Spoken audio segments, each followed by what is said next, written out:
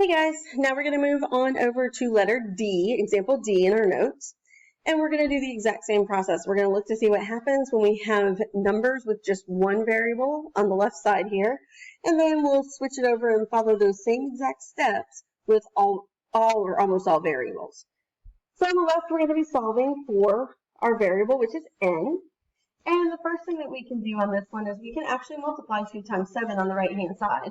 So we'll leave our 70 on the left. 2 times 7 gives us 14 plus 2n. Now we want to get rid of that 14. We're basically following our order of operations backwards, okay, because we want to get rid of whatever's being added or subtracted.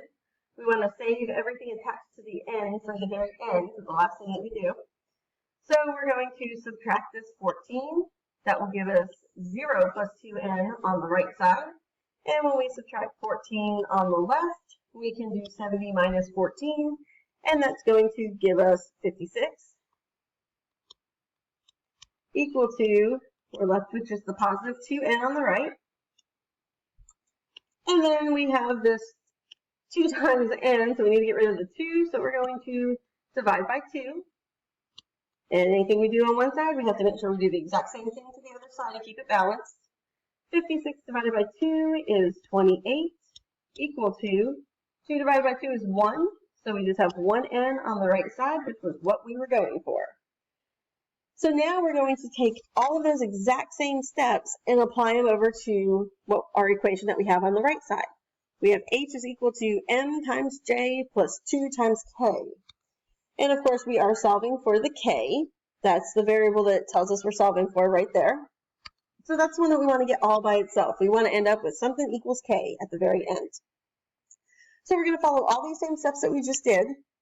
So if we look back over here to our number equation, the first thing that we did was we went ahead and multiplied that 2 times 7 and got the 14.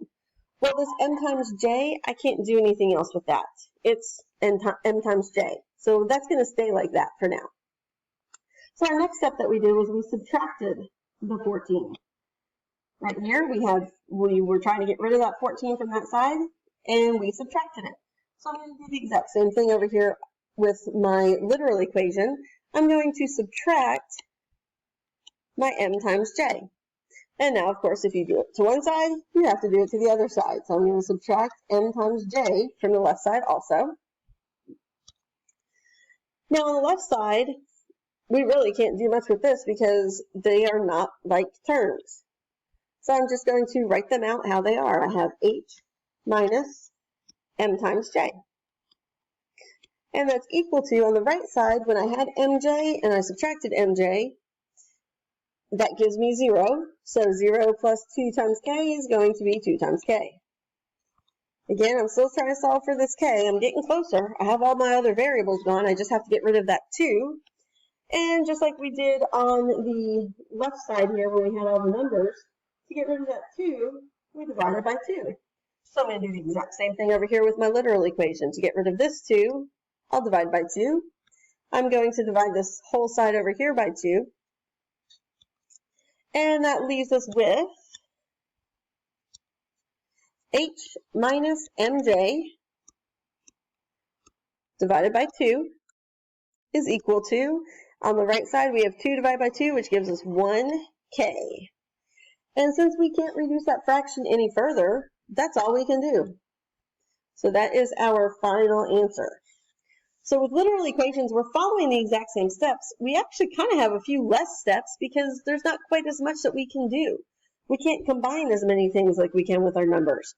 We can't reduce our fraction as much as we can with our numbers. So it's still all the same steps. You're still following those exact same inverse operations that we've been doing. You're just doing it with all letters, all variables.